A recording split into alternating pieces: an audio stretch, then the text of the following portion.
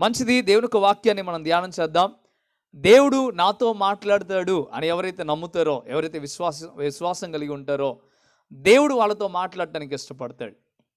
2023 సంవత్సరం అంతా ఒకవేళ నువ్వు దేన్ని ఘనముగా ఎంచుకున్నావు, బాగా ఆలోచించాలి. దేన్ని ఘనముగా ఎంచుకున్నావు, దేన్ని విలువైనగా ఎంచుకున్నావు, అంతేగాక దేన్ని ఘనపరిచావు, ఈ రోజున ఒకసారి ఆలోచించు. నువ్వు దేన్ని ఘనపరచాలో నువ్వు తెలుసుకోకుండా ఒకవేళ పోయిన సంవత్సరం అంతా నువ్వు వ్యర్థముగా ఘనపరచకూడని దాన్ని ఘనపరచావేమో. దేవునికి వాక్యం తెలియచేస్తూ ఉంది, ఇదిగో నువ్వు దేవుణ్ణి ఘనపరిచే బిడ్డగా నువ్వు ఉండాలి, దేవుని మహిమపరిచే బిడ్డలుగా మీరు ఉండాలి. ఎందుకయ్యా అంటే దేవుడు సర్వ సృష్టినంతా నోటి మాటతో సృష్టించాడు, కానీ మానవుని మాత్రం దేవుడు తన స్వహస్తాలతో అదే రీతిగా ఆయన పోలికలో ఆయన కలుగు చేశాడు. సర్వలోకము ఆయన స్తుతిస్తూ ఉంది, ఆయన మాటకు లోపడుతూ ఉంది. ఆయన పిల్లలమైన మనము కూడా, మానవ జాతిగా ఉన్న మనం అందరము కూడా దేవుణ్ణి మహిమపరచవలసిన వారిగా మనం ఉండాలి. అది దేవుడు కోరుకుంటూ ఉన్నాడు. కానీ మనం ఏం చేస్తున్నాం? బంగారాన్ని కనపరుస్తున్నాం, లేదా ఇంకొక దాన్ని గణపరుస్తూ వస్తున్నాం. కానీ దీనికి వాక్యం చెప్తుంది, మరి నువ్వు దేన్ని కనపరచాలి, నువ్వు దేన్ని మహిమపరచాలి, ఆ విషయాన్ని మనం తెలుసుకోవాలి. చూద్దామా? మొట్టమొదటిగా రోమీలకు రాసిన పత్రిక, అపోస్తుడైన పౌలు రోమీలకు రాసిన పత్రిక 12వ అధ్యాయం 10వ వచనాన్ని మనం చూడగలిగితే, రోమీలకు రాసిన పత్రిక 12వ అధ్యాయం 10వ వచనాన్ని మనం ఒకసారి చదువుకుందామా? సహోదరుల ప్రేమ విషయములలో ఒకని యందొకడు అనురాగము గలవాడై ఘనత విషయంలో ఒకరినొకడు గొప్పగా ఎంచుకోవాలి. ఇక్కడ రాస్తూ ఉన్న మాటను మనం గమనించగలిగితే ఏమని రాస్తూ ఉన్నాడయ్యా అంటే, ఇదిగో ఒకరినొకరు ఘనతగా ఎంచుకోవాలని రాబడి ఉంది. ఘనతగా ఒకరినొకరు ఎంచుకోవాలంటే మొట్టమొదటిగా కావాల్సింది ఏంటయ్యా అంటే ప్రేమ, అనురాగం. చాలామందికి ప్రేమలు ఉండవు, అనురాగాలు అస్సలు ఉండవు. ప్రేమ లేకుండా, అనురాగం లేకుండా ఒకరిని ఒకరు ఘనపరుచుకోవడం అనేది జరగదు.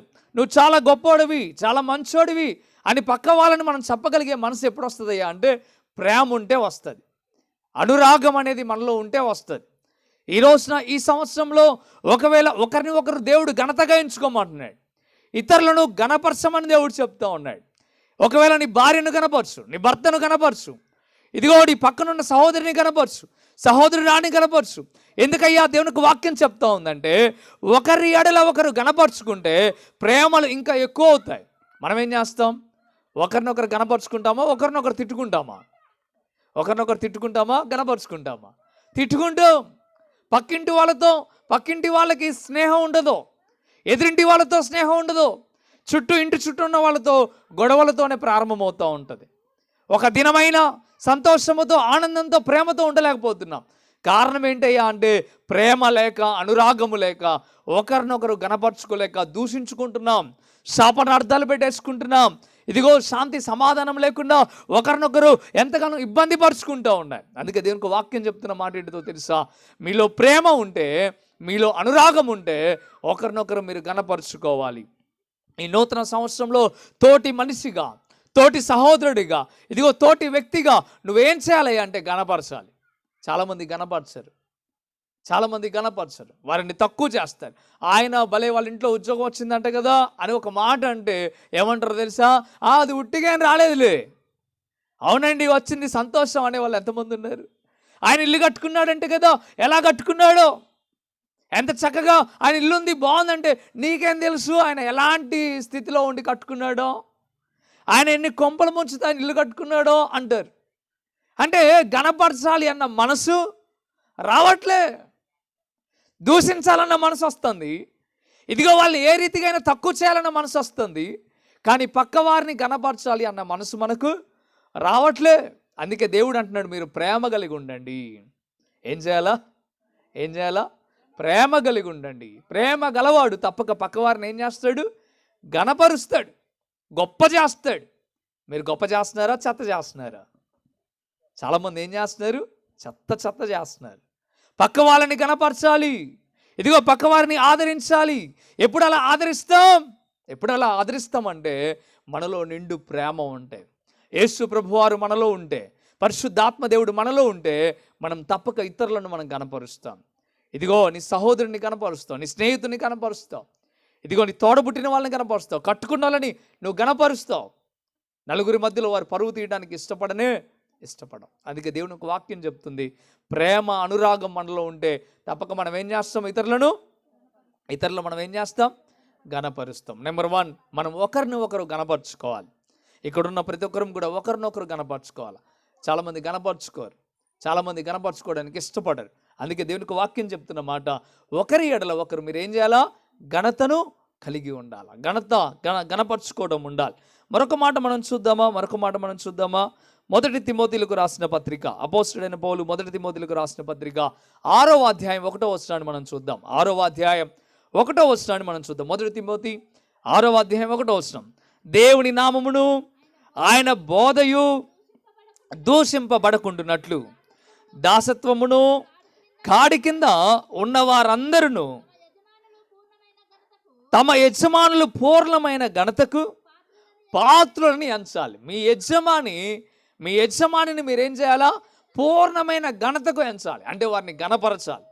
మీ పైన ఉన్న యజమాని అనగా మీ సార్ని కదా, మీ సార్ని ఏం చేయాలా, మీరు గణపరచాలి. ఎంతమంది నువ్వు పనిచేసే దగ్గర మీ యజమానిని గురించి గొప్పగా మాట్లాడుతున్నావు?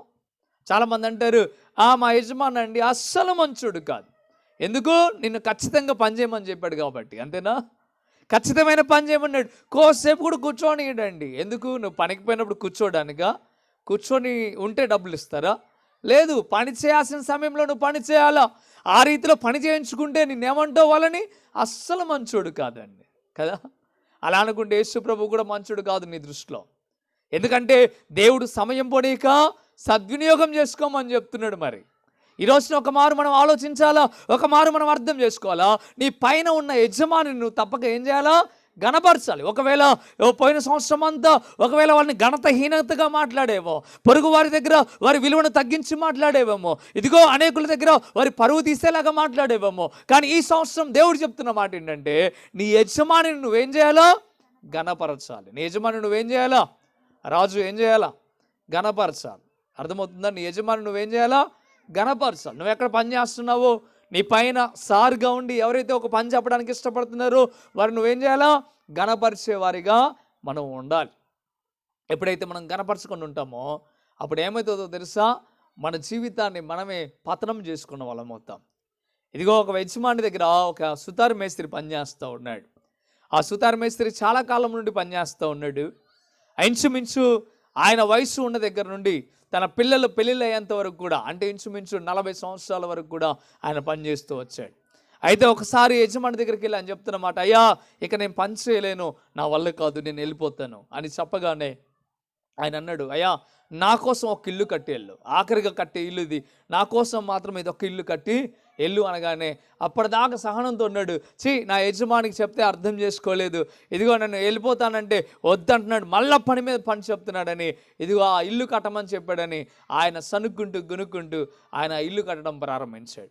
ఒక ఇల్లు కట్టడానికి ఇంచుమించు ఎంత కష్టపడ్డా 6 నెలల నుండి 8 నెలల మధ్యలో ఖచ్చితంగా పడుతుంది ఒక పోర్షన్ ఇల్లు కట్టాలని. కానీ ఆయన ఏం చేశాడంటే 3 నెలల్లోనే ఆ ఇల్లు కట్టడానికి సిద్ధపడ్డాడు. చక్క పని చేయించేశాడు. అసలు ఎంత స్పీడ్గా అంటే అంత స్పీడ్ పని చేయించాడు. అన్ని పనులు అయిపోయిన తర్వాత ఆ తాళాలు తీసుకెళ్ళి యజమానికి ఇవ్వడం ప్రారంభించాడు. యజమానికి ఇస్తూ ఉన్నప్పుడు యజమాని అంటున్న మాట ఏంటిదో తెలుసా, ఇదిగో ఆ తాళాలు నాకు కాదు, ఇవి నీకే, ఇంతకాలం నా దగ్గర పనిచేసావు కాబట్టి ఇదిగో నీకు గిఫ్ట్గా నేను ఇవ్వాలని ఆశపడ్డా, ఇది నీకోసమే నేను కట్టించిన ఇల్లు, ఇది నా గిఫ్ట్, నువ్వు తీసుకో అని చెప్పగానే ఆయన కళ్ళలో నుండి నీళ్లు కారుతా ఉన్నాయి. ఎందుకు కారుతా ఉన్నాయి? ఆనంద బాష్పాలతోనా? నిజంగా యజమాని చెప్పినట్లుగా విని యజమానిని గౌరవించి చక్కగా ఆ ఇల్లుని కట్టవలసిన రీతిలో కడితే ఖచ్చితంగా ఆనంద బాష్పాలు వచ్చాయి. ఇప్పుడు కళ్ళలో నుండి నీళ్ళు ఎందుకు కారుతున్నాయి అంటే, నేను తీసుకునేది నా చేతులారా నేనే చెడగొట్టుకున్నాను, నేనే దాన్ని ఖరాబ్ చేసుకున్నాను, గట్టిగా నేను కట్టుకోలే. ఇదిగో 6 నెలలు 7 నెలలు ఒకవేళ నాకే అని తెలిస్తే నేను కొన్ని సంవత్సరాలైనా దాన్ని కట్టి అందంగా రూపుదిద్దుకునేవాడిని, చాలా విలువైన దానిగా నేను తయారు చేసుకునేవాడిని. కాకపోతే నేనేం చేశానంటే యజమానిని గౌరవించక, యజమాని మాటను వినక నా జీవితాన్ని నేనే ఖరాబ్ చేసుకున్నాను. ఇంచుమించు చక్కనైన ఇల్లు, ఇందులో ఉండాలా వదిలేయాలా? ఉండాలి అంటే ఎలా ఉంటాడు? పడుకునే ముందు ఏమనిపిస్తుంది? ఆ స్లాబ్కి వెళ్ళి చూడడానికి అనిపిస్తుంది, ఈ స్లాబ్ ఎలా పోసానో నాకు తెలుసు, ఎలాంటి సిమెంట్ వేసి కట్టానో నాకు తెలుసు, అది ఎప్పుడు మీద పడుతుందో భయం కదా. ఎందుకు సంతోషము లేదు? ఎందుకయ్యా సంతోషము లేదు? ఎందుకయ్యా ఆనందము లేదు అంటే యజమానికి లోబడలే. ఈరోజు నువ్వు ఏ రీతిగా ఉన్నావో ఒకసారి ఆలోచించే. నీ యజమానికి నువ్వు లోబడితే దేవుడు నీ యజమాని ద్వారా నీకు మేలు చేపిస్తాడు. నువ్వు ఆపదలో ఉంటే యజమాని ద్వారా ఆదుకునేలాగా దేవుడు తయారు చేస్తాడు. ఇబ్బందుల్లో ఉంటే యజమానుడి ద్వారా దేవుడు నీకు సహాయం చేపిస్తాడు. ఎంతమంది మీ పైన ఉన్న యజమానులకు నీ సమస్య వెళ్ళి చెప్తే, నీ కష్టం వెళ్ళి చెప్తే ఎంతమంది సహాయం చేయడానికి సిద్ధపడుతున్నారు? ఈరోజు ఒక మారు నువ్వు ఆలోచిస్తావా? ఒక మారు నువ్వు అర్థం చేసుకుంటావా? ఎప్పుడైతే నువ్వు దేవుని వాక్యాన్ని విని ఇదిగో నీ యజమానికి లోబట్టడానికి సిద్ధపడతావో, ఎంత కఠినాత్ముడు యజమానుడైనా నీ ప్రేమను బట్టి, నీ అనురాగాన్ని బట్టి మారే అవకాశము ఉంది. ఈ రోజున నువ్వు నీ యజమానుడికి నువ్వు గణపరచడం నేర్చుకో, నీ యజమానుని గొప్ప చేయడం నేర్చుకో. అప్పుడు ఆటోమేటిక్గా వారి ద్వారా నువ్వు మేలు పొందుకుంటావు, వారి ద్వారా నువ్వు లాభము సంపాదించుకుంటావు. ఈరోజు నువ్వు ఏ రీతిగా ఉన్నావు? నీ యజమానులను తక్కువ చేసి మాట్లాడే స్థితిలో ఉన్నావా? అయితే తప్పక ఇదిగో నీ జీవితాన్ని నువ్వే పతనం చేసుకుంటున్నావు అని అర్థం. నెంబర్ 1, ఎవరిని గౌరవించాలా? ఎవరిని గణపరచాలి? ఒకరినొకరు, పక్క వాళ్ళని, చుట్టుపక్కల ఉన్న వాళ్ళందరినీ మీరు ఏం చేయాలా? గణపరచాలి. నెంబర్ 2, ఏం చేయాలా? మన పైన ఉన్న యజమాని, ఇదిగో మీ పైన ఏ యజమాని అయితే ఉన్నాడో, నువ్వు పనిచేసే దగ్గరే కావచ్చు, నీ ఇంట్లోనే కావచ్చు, ఎక్కడైనా కానీ నీ పైన ఉన్న యజమాని నువ్వేం చేయాలా? ఆయన్ని గణపరచడానికి సిద్ధపడాలి. ఎప్పుడైతే గణపరుస్తావో అప్పుడు తప్పక వారి ద్వారా దేవుడు మీకు మేలు కలిగేలాగా చేస్తాడు. మరొక మాట మనం చూద్దామా? దెస్సలోనిక రాసిన పత్రిక, మొదటి దెస్సలోనిక రాసిన పత్రిక 5వ అధ్యాయం 12వ వచనాన్ని మనం చూద్దాం. మొదటి దెస్సలోనిక రాసిన పత్రిక 5వ అధ్యాయం 12వ వచనాన్ని మనం చూద్దామా?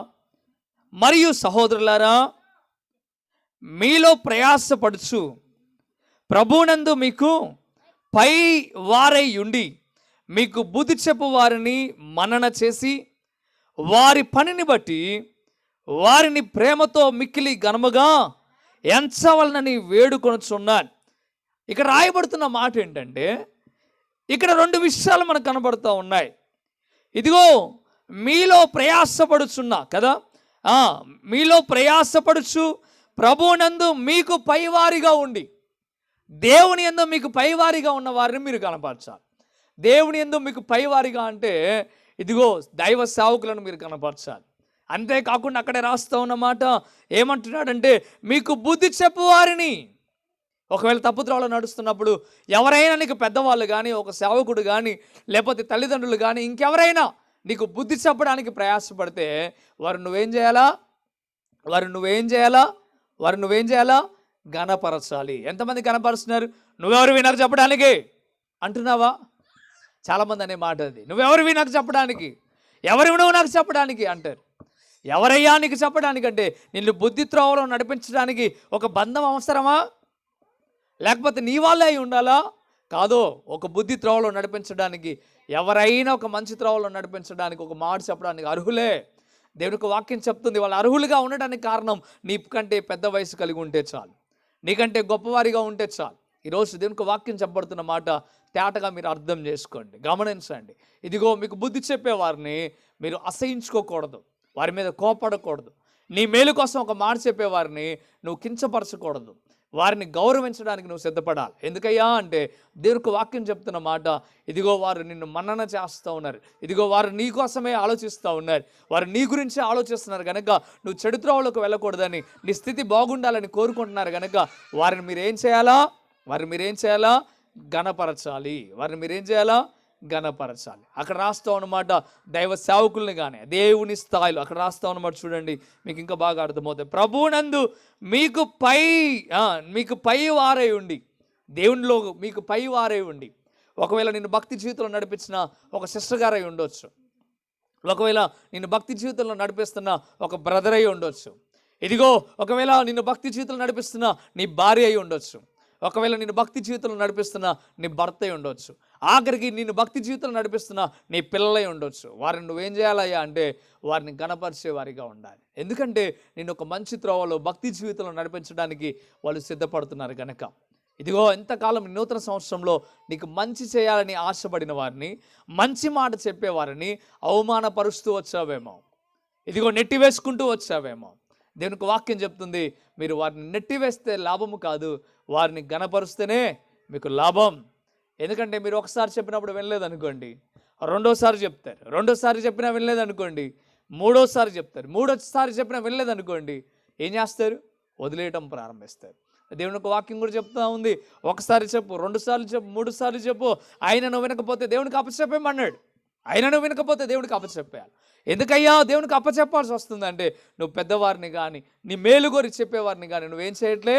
గౌరవించట్లేదు, వారిని గణపరచట్లేదు, వారి మాట వినట్లేదు. కనుక ఈరోజు దీనికి వాక్యం చెప్తున్న మాట, ఇదిగో నీకు నీ మేలు కోరి చెప్పేవారికి మీరేం చేయాలా?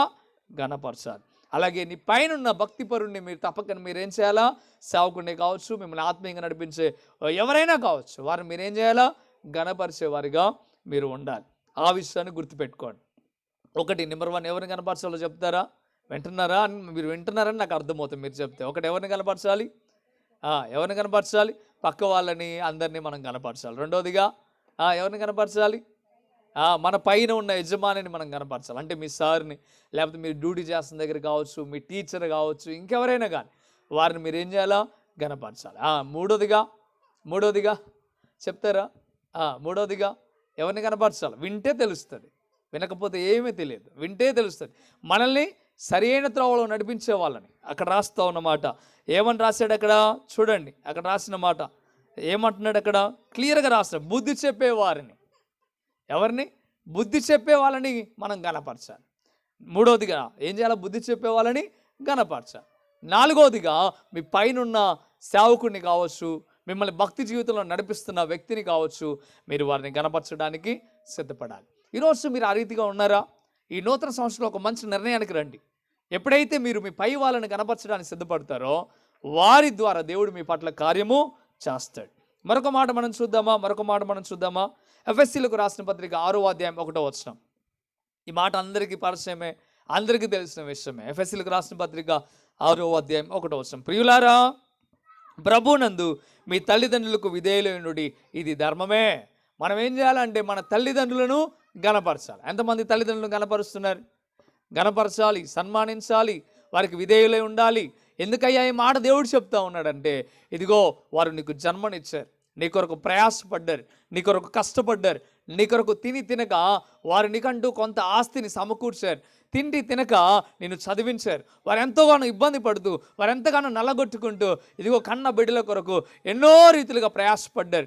తల్లి అయితే ఇదిగో తన మరణాన్ని సైతం లెక్క చేయకుండా, తనను ఎంత పెయిన్ కలిగినా, ఎంత ఇబ్బంది కలిగినా ప్రసవేదన అనుభవించి మరి బిడ్డకు జన్మనిస్తూ ఉంది. ఎంత మాత్రం మనం మర్చిపోకూడదు. తండ్రి ఆ తల్లి కన్న తర్వాత ఆ తర్వాత తండ్రి మోయడం ప్రారంభిస్తూ ఉన్నాడు బాధ్యతగా.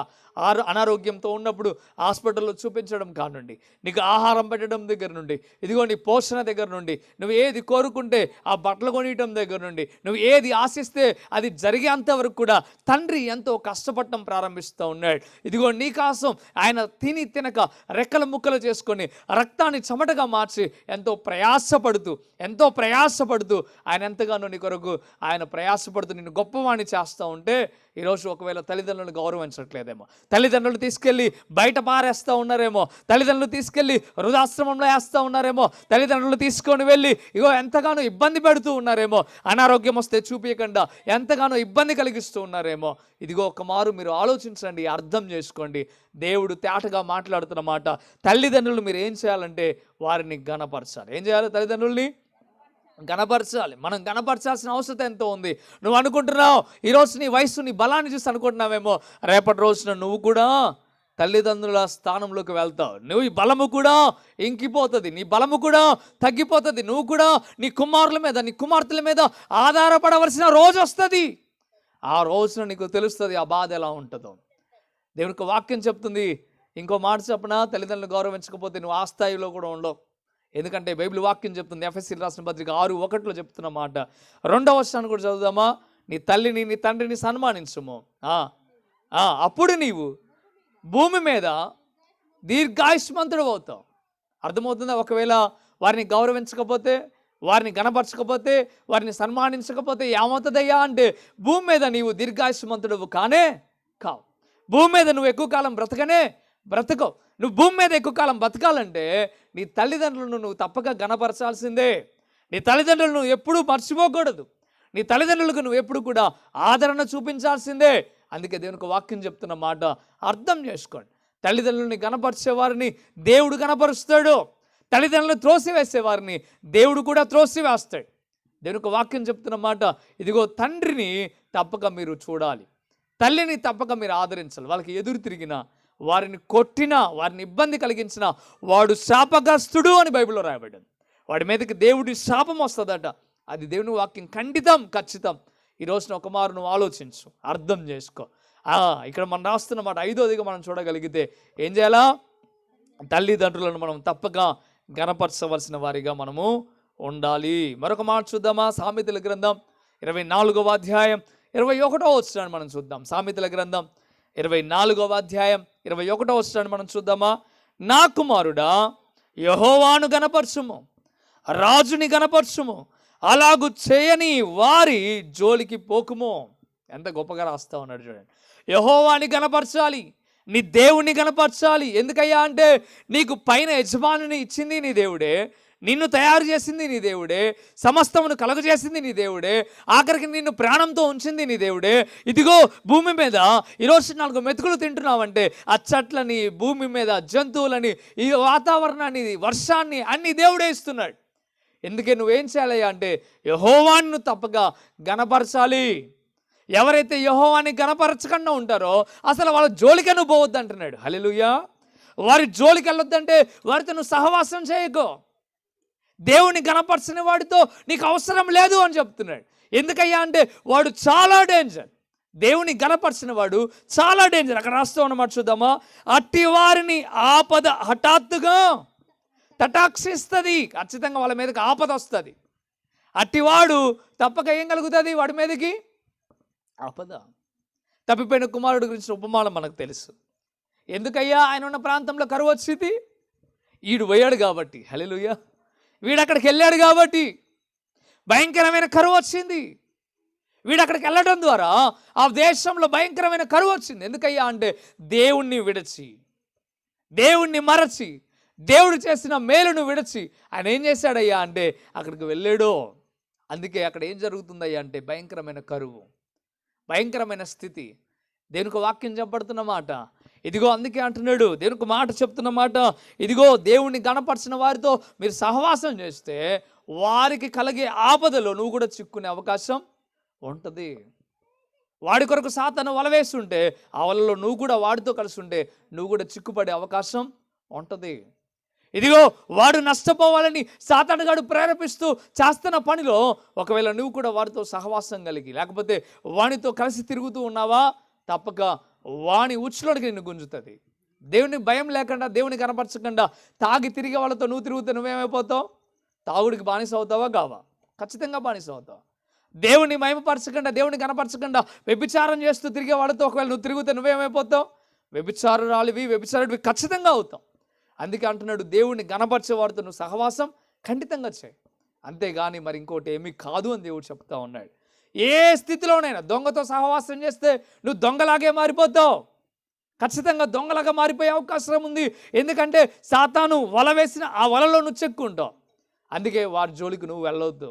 ఒకవేళ దొంగతో నువ్వు సహవాసం చేసావు అనుకుందాం, వాడరే నువ్వు బయట ఉండరా, నువ్వేం రావాల్సిన అవసరం లేదురా, నేనే వెళ్ళి ఆ ఇల్లు కొలగొట్టుకొని వస్తాను రా అని చెప్పాడు అనుకుందాం.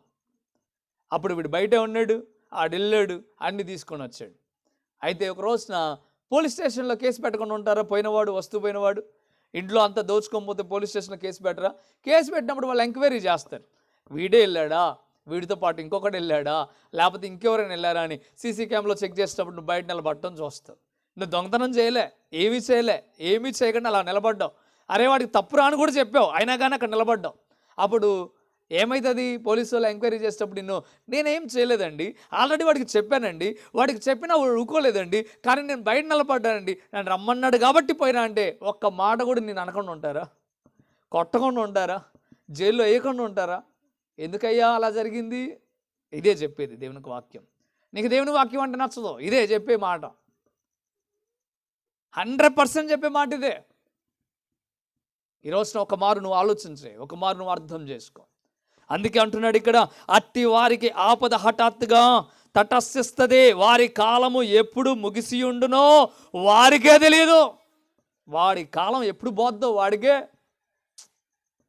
ఈ క్షణం ఉంటాడో ఏ క్షణం పోతాడో తెలియదు. ఈ క్షణం బాగుంటాడో ఈ క్షణం వాడు చచ్చిపోతాడో తెలియదు.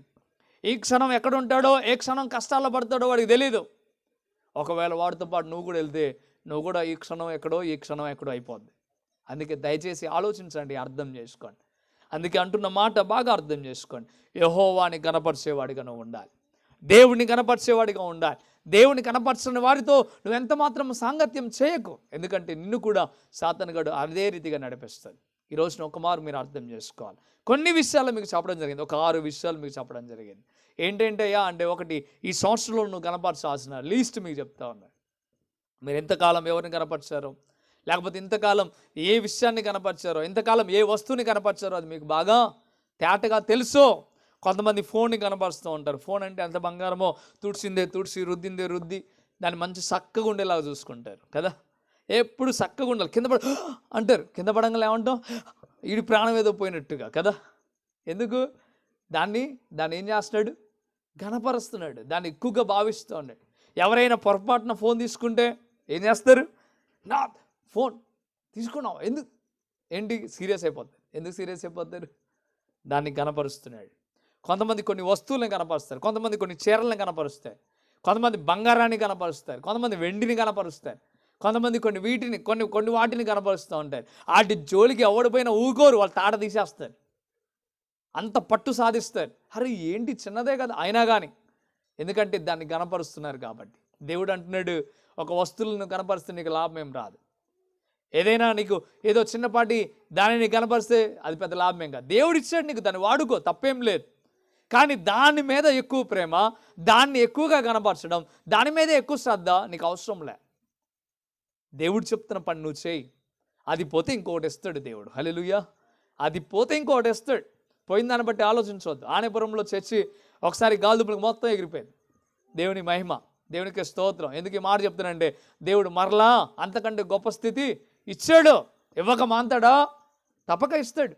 ఇల్లు ఎగిరిపోయింది, ఇంట్లో ఏం లేదు, అన్నీ ఖరాబ్ అయ్యాడు. ఆయన దేవుడు అన్ని వస్తువులు మళ్ళీ ఇచ్చాడు. ఈరోజు ఒకరికి ఇవ్వగలిగిన స్థాయికి దేవుడు నన్ను మార్చాడు. ₹1 అప్పు లేకుండా దేవుడు మహాకృపను బట్టి దేవుడు నన్ను ఈ స్థితిలో ఉంచాడు. ఎందుకయ్యా ఈ మాట మీకు చెప్తున్నానంటే, పోయిన దాన్ని బట్టి ఏడవద్దు, పోయిన దాన్ని బట్టి బాధపడవద్దు. ఒకవేళ ఆ క్షణంలో బాధ కలిగినా వెంటనే మనం ఏం చేయాలా, బలపరుచుకొని మనం తప్పకుండా ఏం చేయాలా, మనం నిలబడగలిగితే దేవుడు గొప్ప కార్యము చేస్తాడు. ఆనేపురం అంగన్వాడీ స్కూల్లో నేను ఉన్నాను కనీసం ఒక నెల రోజులు పైగా ఉన్నాను నేను. ఎందుకయ్యా అంటే, అన్ని పోయినా దేవుడు ఇస్తాడు అనే నమ్మకం మనకుంటే, దేవుని గణపరుస్తే, దేవుడే ఇచ్చిన, దేవుడే తీసుకెళ్ళిన, దేవునికి మహిమ నువ్వు అనుకుంటే దేవుడు మరలా ఇస్తాడు, 100% ఇస్తాడు. పోయిన దానికంటే అత్యధికంగా దేవుడు ఇచ్చే దేవుడు ఆయన. నువ్వు పోగొట్టుకున్న దానికంటే నిన్ను ఎక్కువగా ఇచ్చి నిన్ను గణపరిచే దేవుడు ఆయన.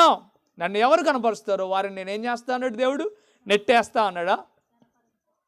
తిడతా అన్నాడా? కొడదా అన్నాడా? లేకపోతే త్రోసివేస్తా అన్నాడా?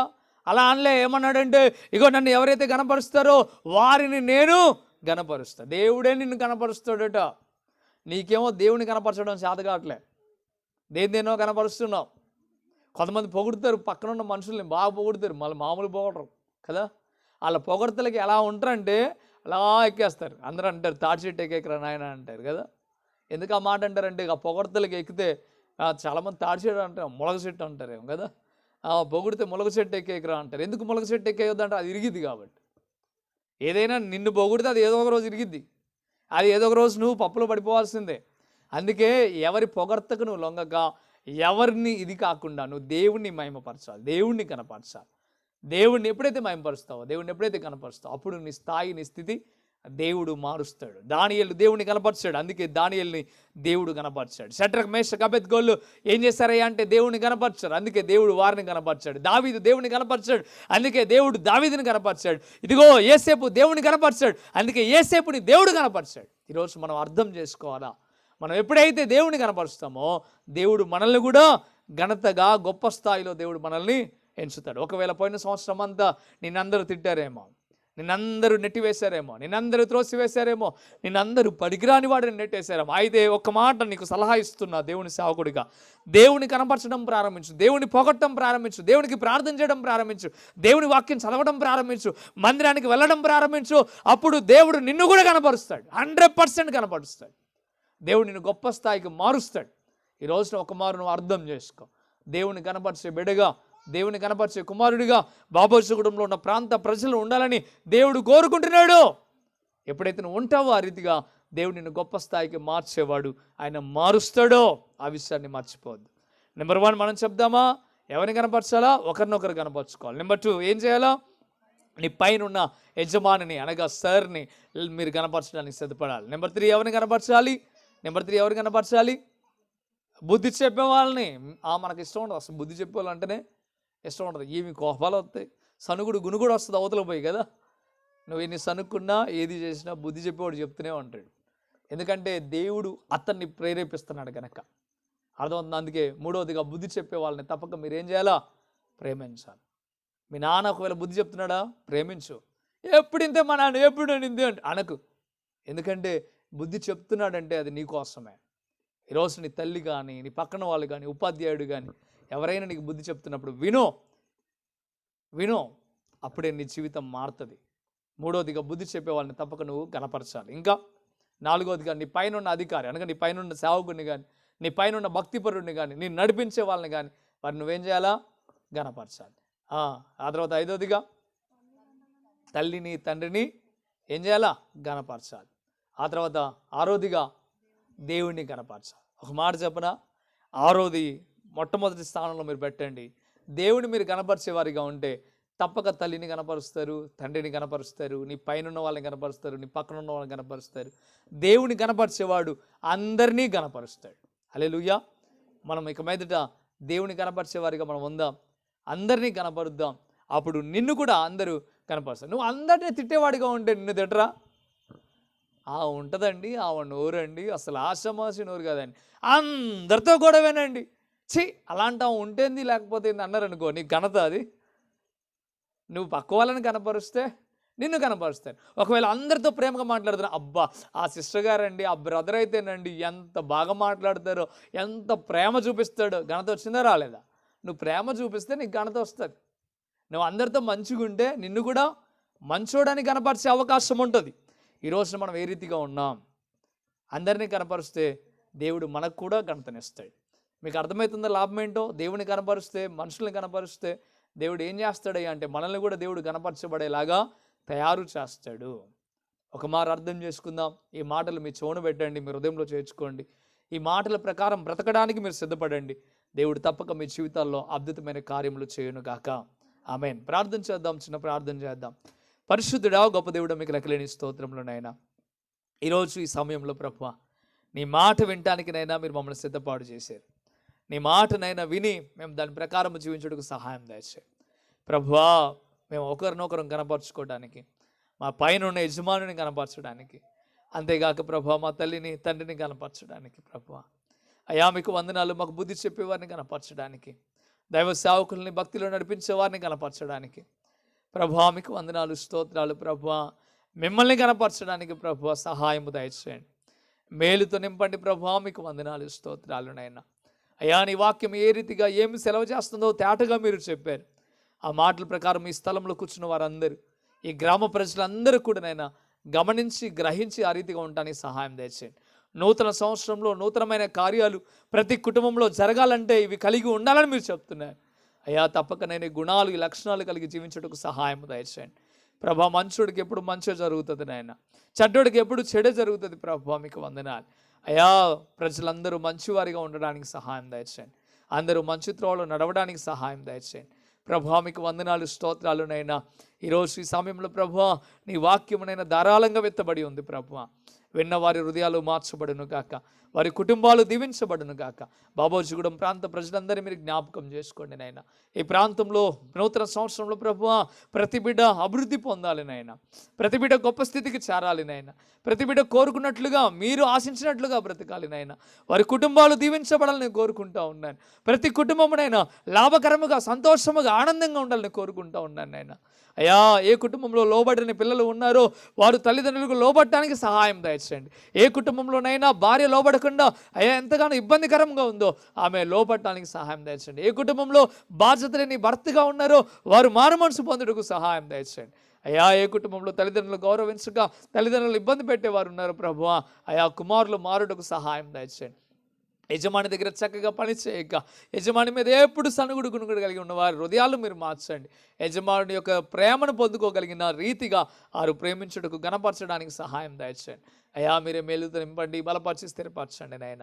నీ కృప చేత, నీ కరుణ చేత నింపండి ప్రభా. ఈ స్థలంలో అయ్యా మీకు వందనాలు, ఈ వీధిలో జరుగుతున్నాడు ఆయన. అయ్యా, ఈ ప్రార్థన అంతట్లో మీరు మహిమకరముగా తోడుగా ఉండి నడిపించి దీవించి ఆస్వాదించారు. ఏ బిడైతే ఆశతో ప్రేమతో వాక్యం వినడానికి ఆశ కలిగి వచ్చారో వారి హృదయాల్లో గొప్ప కార్యములు చేయమని ప్రభా. యవనస్తులు ఉన్నారు, వారి చుట్టూ కంచె వేయండి. వృద్ధులు ఉన్నారు, వారికి మంచి ఆరోగ్యమును, బలమును, శక్తిని దయచేయండి ప్రభా. ఉద్యోగంలోకి ఇబ్బంది పడుతున్న వారు ఉన్నారు, వారికి మంచి ఉద్యోగాన్ని అయ్యా నీ కృపలోని దయలోనైనా మీరు కలుగు చేయమని బ్రతిమిలాడుతూ ఉన్నాను ప్రభా. నీ బిడ్డలందరి చుట్టూ మీరే కంచె వేసి నడిపించి దీవించి ఆశీర్వదించమని, ఈ వీడియో ద్వారా లైవ్ ద్వారా చూస్తున్న వారందరినీ కూడా దీవించమని యేసయ్య నామంలో మిక్కిలి బతిమిలాడి వేడుకుంటున్నాము తండ్రి. ఆమేన్, ఆమేన్. తండ్రి అయిన దేవుని ప్రేమ, యేసుక్రీస్తు యొక్క కృప, పరిశుద్ధాత్మ యొక్క సహవాసం, వాక్యమని హృదయాన్ని మార్చుకుంటున్న ప్రతి బిడ్డకు దేవుడు సదాకాలము తోడుగా నీడగా ఉండి నడిపించి దీవించి ఆశీర్వదించును గాక. ఆమేన్, ఆమేన్. యేసు రక్తమేచే, ప్రవేశ రక్తమేచే, యేసు నామమున సంపూర్ణమైన విజయము కలుగును గాక. ఆమేన్, ఆమేన్.